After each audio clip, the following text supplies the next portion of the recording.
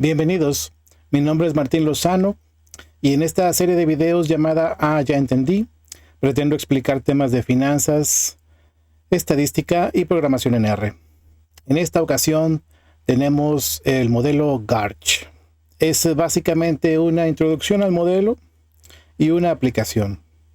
El modelo GARCH nos sirve para poder estimar volatilidad en finanzas.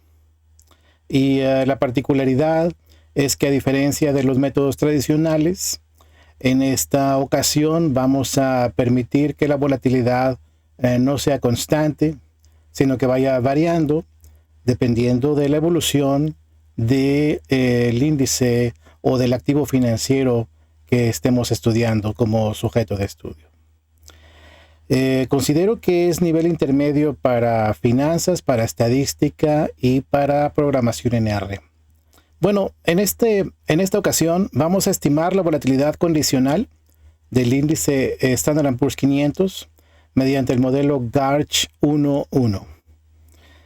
Vamos a aplicar dos metodologías de estimación distintas.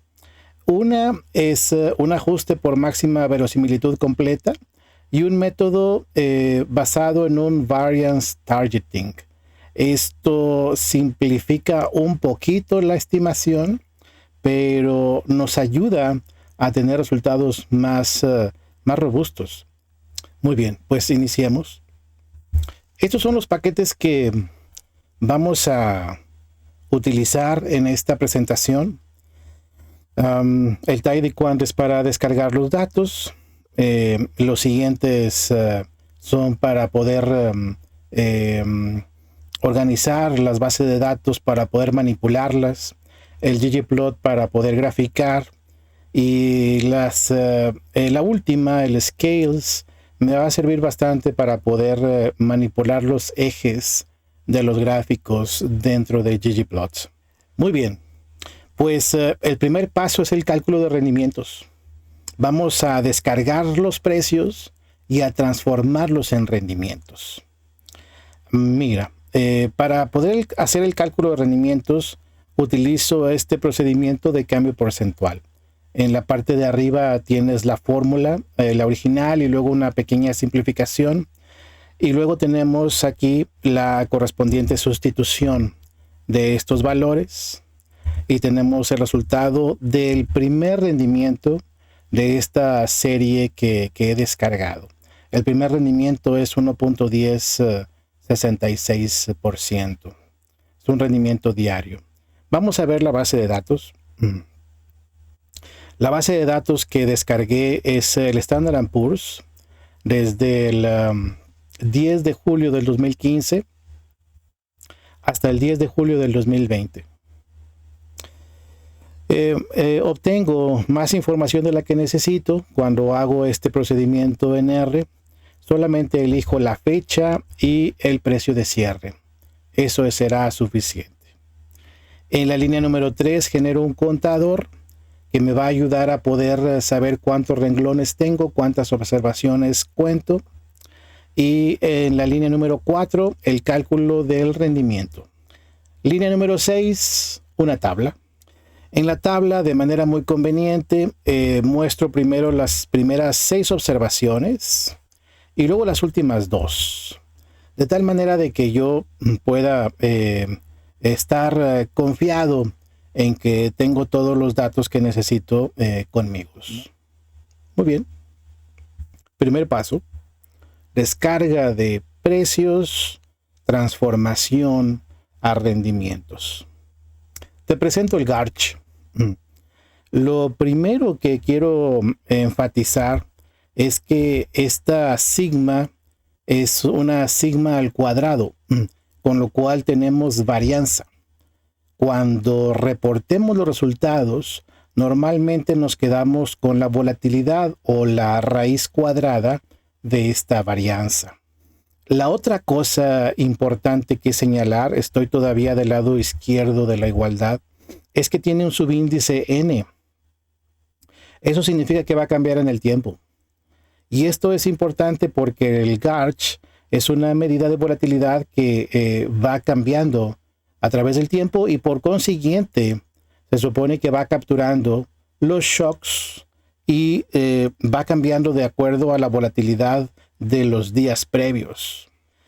Del lado derecho tenemos primero a omega, que lo podemos interpretar como una varianza de largo plazo de este activo financiero. A final de cuentas, una de las cosas que sabemos de la volatilidad en los mercados financieros es que tienen una reversión a la media. Y esta omega ayuda a que este comportamiento que vemos en los mercados financieros se vea reflejado en esta estimación de la volatilidad. Dije volatilidad, me estoy refiriendo a una varianza, eventualmente la vamos a transformar a una volatilidad. El segundo componente es un componente que depende de los rendimientos al cuadrado del día anterior. Los rendimientos al cuadrado del día anterior se pueden interpretar como shocks de la volatilidad. De tal forma de que si el día anterior tuvimos un cambio abrupto en términos de los rendimientos, bueno, pues que la volatilidad pueda incorporar ese movimiento abrupto del día anterior en la estimación de la volatilidad del día actual. Y algo muy parecido sucede con el último término. Nada más que el último término es un término que sugiere persistencia de la volatilidad, porque vemos que la volatilidad del día de hoy, la estimación de la volatilidad del día de hoy, depende de la volatilidad del día de ayer. Bueno, la razón por la cual le llamamos 1 es precisamente que tanto los shocks como la varianza dependen del día anterior, ¿sabes? Si tuviéramos un GARCH de mayor orden, tendríamos que incorporar más rezagos para poder incorporar estos shocks de más antigüedad, y también para el caso de la varianza con más rezagos, por ejemplo N-2. No es el caso. En este caso tenemos un GARCH 1-1, por eso tenemos solamente un rezago tanto para los shocks, que he definido como estos rendimientos al cuadrado, como para la varianza. Muy bien. Otra cosa que hacemos comúnmente cuando expresamos el GARCH 1-1, cuando lo estamos estimando, es definir VI como sigma cuadrada I. Esta simplemente es una ayuda en la notación que me va a servir tanto para el código como para las tablas. Es algo que hacemos normalmente.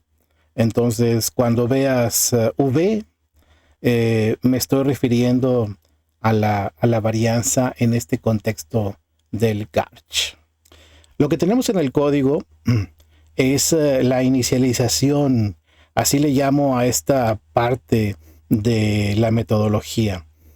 Considero que si tengo esta función aparte, se me facilita un poco la vida más adelante con la estimación de los parámetros. Te voy a explicar primero lo que tengo en esta función de la 1 a la 11.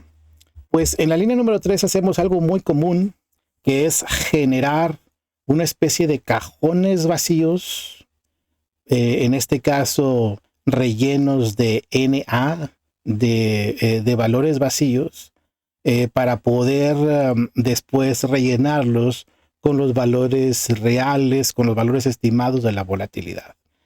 En la línea número 4, lo que tenemos es, necesitamos un primer valor de V, de esta sigma cuadrada N.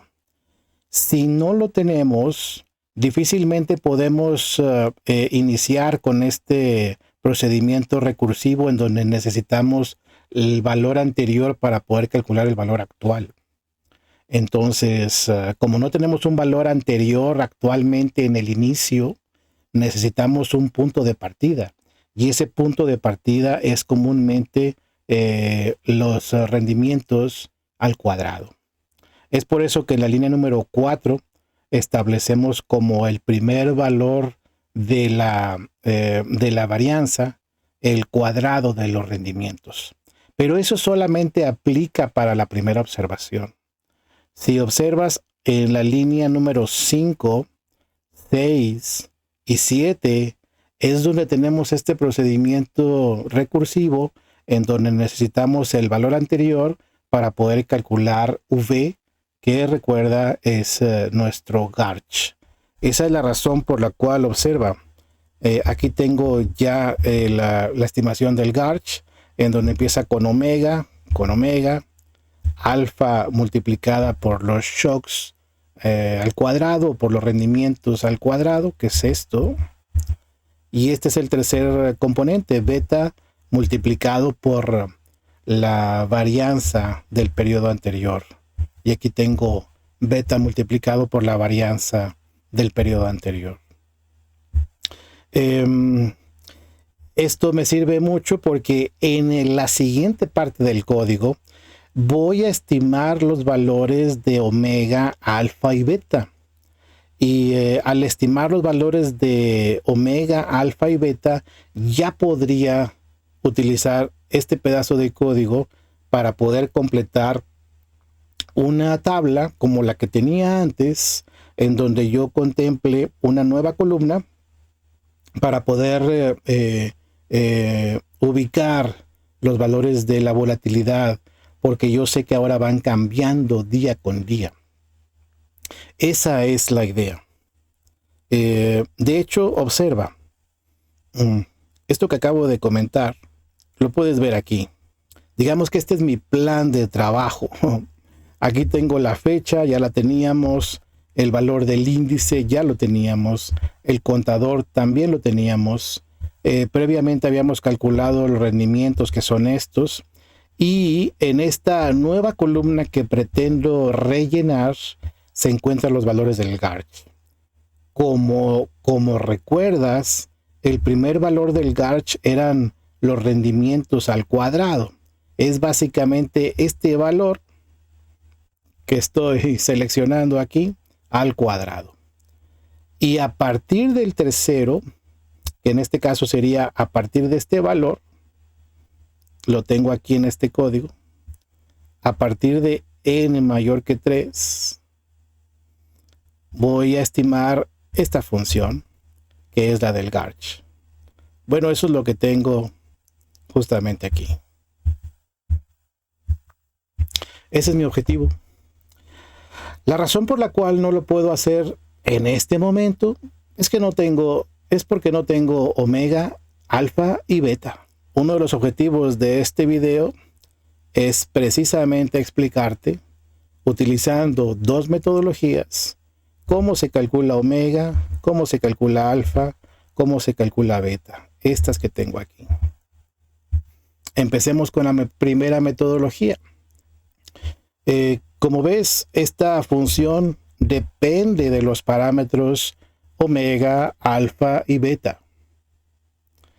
El objetivo entonces es maximizar esta función cambiando los valores de omega, alfa y beta.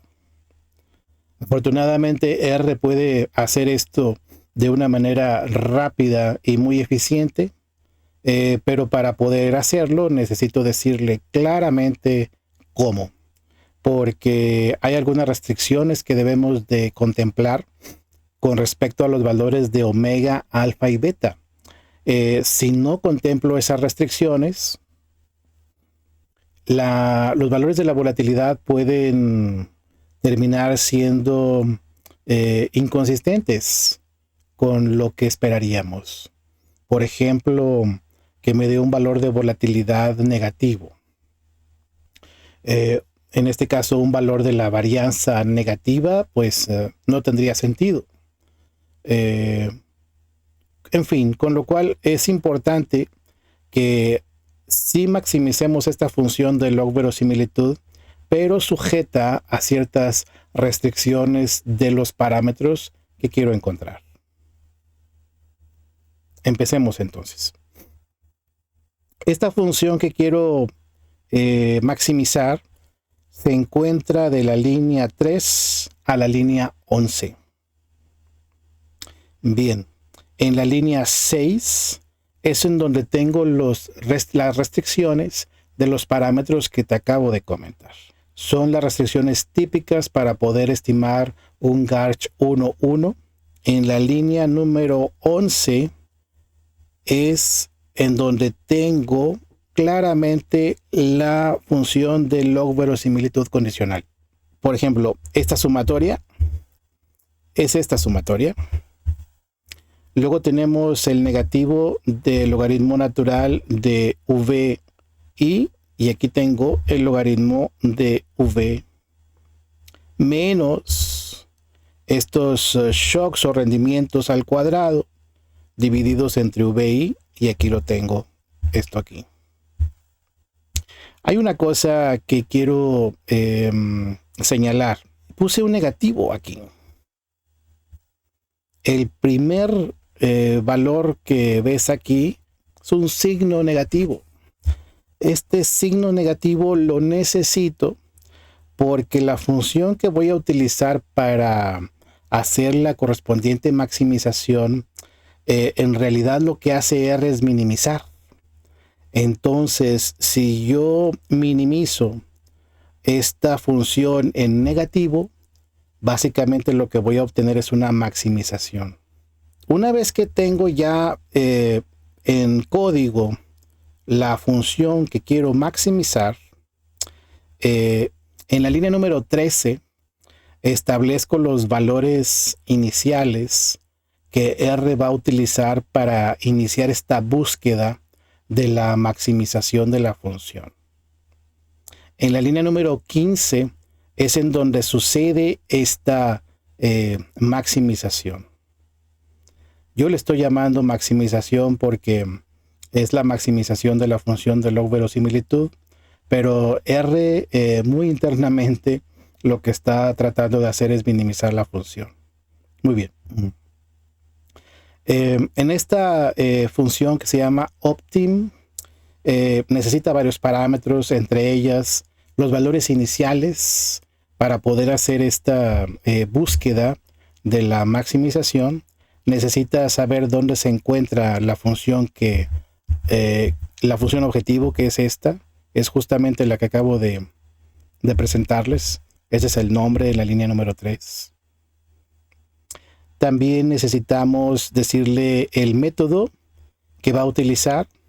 En este caso, este método tiene la ventaja de que permite límites superiores, inferiores y restricciones tipo caja, tipo box. Y estas son exactamente las restricciones que yo necesito imponer para poder estimar este GARCH 1.1. Lo que pasa en la línea 15, 16 y 17 es que R encuentra los valores de omega, de alfa y de beta que maximizan esta función del log verosimilitud. Lo que tenemos en la línea 19 y 20 es, bueno, una vez que encontró los parámetros, una vez que resolvió la estimación, los guarda en su respectiva variable u objeto, en este caso omega, alfa y beta, ¿no? En ese orden. Lo que hacemos después es, bueno, me interesaba tener los valores de la función de log verosimilitud evaluadas en todos los renglones de mi tabla. Y por eso hice este pedazo de código entre la 22 y la 25. Y lo que tengo de la 27 a la 30 son cuestiones que me pueden ayudar a poder comparar dos metodologías para la estimación del GARCH. Recuerda que esta no es la única que voy a hacer. También voy a hacer el variance targeting. Y para poder comparar dos metodologías, yo necesito al menos el Akaike Criteria, el Akaike Information Criteria y el criterio de información bayesiana también. Entonces los calculo en la 29 y en la 30 y me van a servir para poder comparar estas dos metodologías y tener más elementos para poder saber cuál es mejor que la otra. Así es. Bueno, eso es lo que hago ahí. Después resumo todos los resultados que obtuve y los voy a mostrar en una tabla en el siguiente código. Te presento el valor de omega, alfa y de beta. Estos son oficialmente el resultado de la estimación del modelo Garch 1.1, utilizando esta metodología en full, en donde estimo los 3 parámetros en una sola metodología, en una sola optimización. Este es el valor de la función de log verosimilitud, 10.835. Se supone que ese es el valor que quiero maximizar. Será más interesante cuando lo comparemos con el otro. El número de observaciones también me interesaba porque quería estar seguro de que efectivamente fueran 1257. Perdemos una observación con el cálculo de rendimientos y perdemos otra observación cuando hacemos el cálculo de la volatilidad o de la varianza. Los últimos dos valores es el Akaike Criteria y el criterio bayesiano también. Y también me van a servir para poder compararlos cuando tenga los valores correspondientes de la otra metodología. Vamos con la segunda metodología, con la estimación del Garch, pero ahora utilizando un variance targeting. ¿Qué significa esto? Bueno, significa que no voy a estimar dentro de esta maximización de la función de log verosimilitud, no voy a estimar el omega. El omega va a estar estimado aparte y está justamente aquí. Como ves, omega ahora va a estar definida como la varianza de largo plazo, que no es otra cosa más que la varianza de los rendimientos. Eso es. Y va a estar multiplicado por 1 menos alfa menos beta. De tal manera de que cuando yo tenga alfa y tenga beta, inmediatamente puedo calcular omega. La función de log verosimilitud condicional gaussiana es la misma. Es la misma. Nada más que ahora VI ya no depende de omega, alfa y beta. Técnicamente ahora solamente depende de alfa y de beta. Y lo mismo acá, ¿no? Esta VI que está aquí también solamente depende de alfa y de beta. Y el objetivo es el mismo.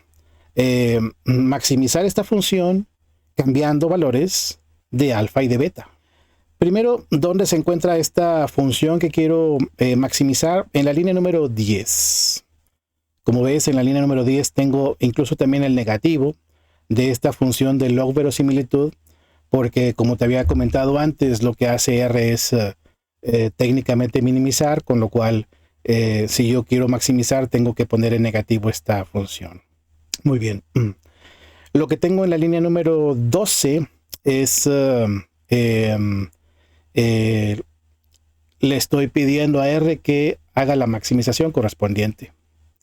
Nota que ahora los valores iniciales de alfa y de beta están ahí, pero no están en el omega. Esa es el punto de esta metodología, ¿no? No incorporar a omega dentro de esta maximización. Pero el resto de las condiciones son prácticamente las mismas. Cuando yo corro esta línea 12, 13 y 14, obtengo alfa y beta. Lo que tengo en la línea 16 y 17 es precisamente ubicar, guardar esos resultados de la optimización en sus lugares o en sus variables correspondientes. Alfa, variance targeting, y beta, variance targeting en la 16 y en la línea 17. Como dije antes, una vez que tenemos alfa y beta, podemos calcular omega. Y esa es la fórmula que necesitamos para calcular a omega. De la línea 20 a la 23, como te había comentado antes, yo me interesaba tener los valores evaluados de la función de log verosimilitud para poder después hacer la suma y reportar cuál es esa suma. Eso lo hago de la línea 20 a la línea número 23. de la línea número 25 a la 28, pues son líneas de código que me permiten calcular el correspondiente a Akaike Criteria o el criterio de información de Akaike y el criterio de información bayesiana. Y ahora sí se va a poner interesante porque los voy a poder comparar con la metodología en full. Bueno, primero te muestro los resultados del variance targeting, por supuesto. Te presento a omega, alfa y beta. Son muy parecidos a los de la metodología anterior. Ahora los comparo. Aparte también tengo la función de log verosimilitud, el número de observaciones, el criterio de Akaike y el criterio de información bayesiano. Creo que lo que hago antes de mostrarte la comparación es una cosa que me interesa mucho, que es visualizar cómo sucedió la maximización. Me interesa ver, porque eso me da tranquilidad de que la maximización realmente cumplió con su objetivo. Una cosa es confiar en lo que R te da como resultado y otra cosa es verificarlo visualmente. En ocasiones puede darse el caso de que la maximización simplemente no converja, que esté mal programada, que las restricciones no estén bien planteadas y que te dé un resultado que no maximiza la función. A pesar de que R da como resultado unos valores. Bueno, pues a mí me interesa, antes de poder reportar resultados finales, visualizar si esta maximización se hizo bien. En esta parte dice minimización porque estoy pensando también en lo que hace R. Y por eso a veces utilizo maximización y minimización. Pero cuando estoy hablando de la función de máxima verosimilitud, pues es una maximización. Cuando estoy pensando en el código, técnicamente es una minimización. Primero te muestro el gráfico porque interpreto que esta maximización está bien hecha. Bueno, pues lo que tengo aquí básicamente es los valores de alfa en un rango muy específico de 0.22 a 0.30. Dentro de este rango se encuentra el valor que maximiza la función de log verosimilitud. En este eje, no se ve, lo voy a hacer un poquito más pequeño. Ahí estoy bien. En este eje, en el eje horizontal, tengo el valor de beta en un rango muy específico de 0.66 a 0.76, y en este rango se encuentra el valor que maximiza la función de log verosimilitud. Lo que tengo dentro del gráfico son líneas de contorno que representan los valores de la función de log verosimilitud, evaluadas en las coordenadas correspondientes de alfa y de beta. De tal manera de que yo puedo ver cómo ves el mouse, cómo se va el cursor, cómo va cambiando de valores de alfa y de beta y se van acercando a un valor máximo de la función. En esta región tengo 10.700, luego 10.720, 10.755 y voy aumentando, ¿lo ves? 10.780, 10.795 y voy aumentando. 10.810, 10.820. Esta en particular es 10.830. Esta es 10.835. Y este punto rojo es el valor que me dio R como resultado final en esta metodología de variance targeting. Y cuando lo veo digo, pues efectivamente, el valor que maximiza la función debería de estar en esta región. De hecho, es un poco mayor que 10.835. ¿Cuánto era? Era, aquí lo tengo, 10.837.40. Con lo cual, cuando veo esto, me confirmo, me da tranquilidad que R encontró un máximo. Y ese máximo está en ese valor de alfa de 0.2263 y en ese valor de beta de 0.7470. En esa coordenada en particular se encuentra el valor máximo de la función de log verosimilitud. De hecho, si tú te sales más hacia acá, hacia afuera, esos valores van disminuyendo, ¿lo ves? 10.825, 10.820, 10.815 veo por aquí. Con lo cual, claramente aquí tenemos un máximo. Y ahora sí, lo que vamos a hacer es comparar ambas metodologías. El código básicamente lo que hace es crear una tabla con los datos que ya obtuve previamente. Bien, pues mira, omega, sí hay un cambio pequeñito.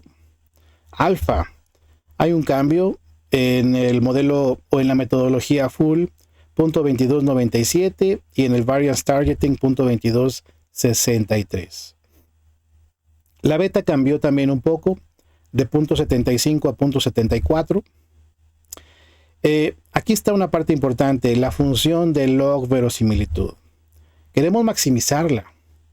Y si quieres maximizarla, bueno, pues claramente esta metodología es mejor. Porque obtienes 10.837 contra 10.835. Este valor es más alto. Por eso es mejor. No me conformo con eso porque, bueno, son metodologías distintas. La función de máxima verosimilitud estaría ligeramente distinta también en su dependencia. Por eso tengo aparte el criterio de Akaike y el criterio bayesiano, ¿no? El número de observaciones, pues, evidentemente es el mismo, 1257. Y aquí está la prueba que utilizamos en econometría para poder elegir modelos o metodologías. El valor mínimo se alcanza en el variance targeting.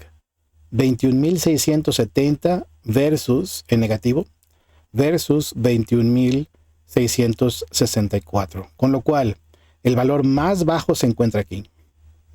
Y es consistente si utilizo el criterio de información bayesiana.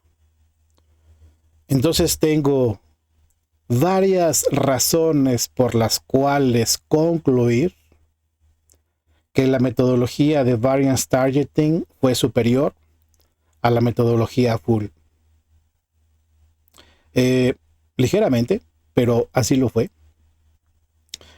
Posiblemente cuando hagas un gráfico no veas diferencia mayor, pero podemos confirmar que en términos estrictos, utilizando criterios objetivos, el variance targeting resulta ser una mejor alternativa.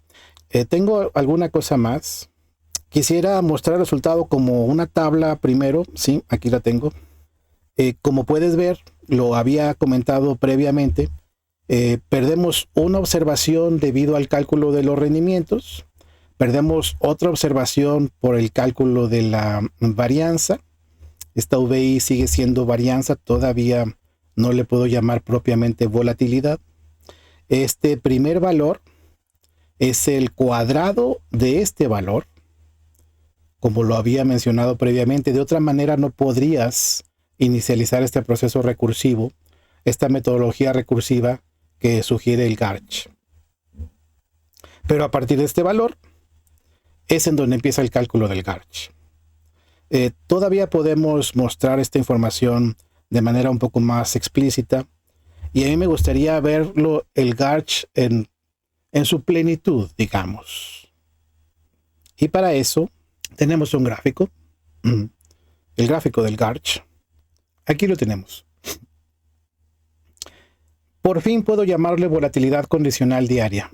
Ya le saqué la raíz cuadrada al valor de la varianza, y por eso ya le puedo llamar con confianza después de un tiempo volatilidad.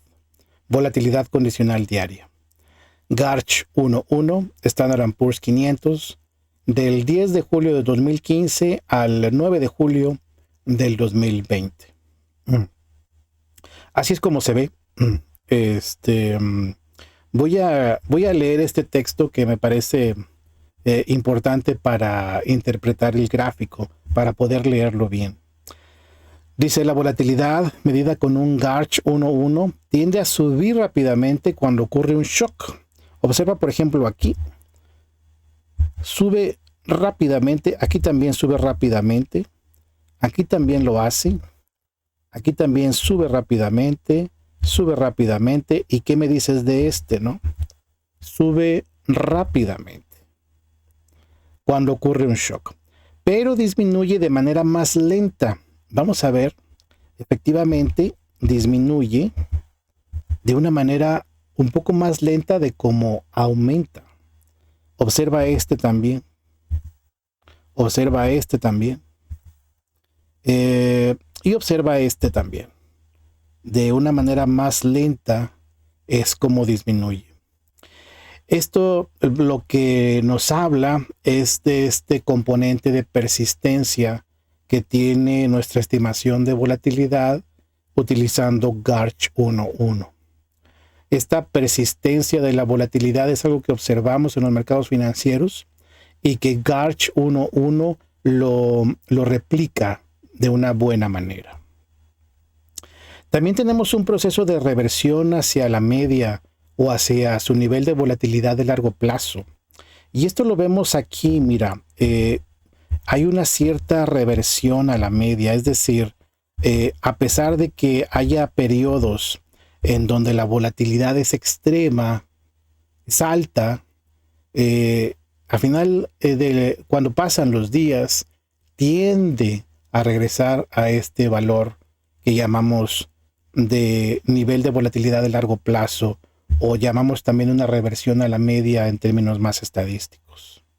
Y esto también es un comportamiento que observamos en los mercados.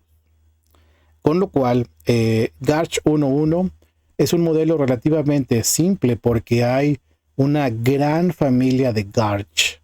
Y hay inclusive modelos que incorporan saltos que son muy interesantes porque también los saltos forman parte de lo que observamos en los mercados financieros en términos de volatilidad. Y esto se puede complicar y hacer más realista cuando agregamos más complejidad a la metodología para el cálculo de esta volatilidad condicional. Sin embargo, y a pesar de ello, el Garch 1.1 sigue siendo un estándar todavía para poder tratar de estimar la volatilidad de acuerdo a cómo la vemos en los mercados financieros. Hay otra cosa que quiero mostrar. La comparación del Garch con la volatilidad no condicional. Y esto me permite ilustrar qué tanto nos podemos equivocar cuando utilizamos una volatilidad constante en lugar de una volatilidad condicional, como por ejemplo utilizando el Garch. Entonces, aquí no es que haya hecho una estimación en sí misma, simplemente estoy graficando lo mismo que ya tengo antes.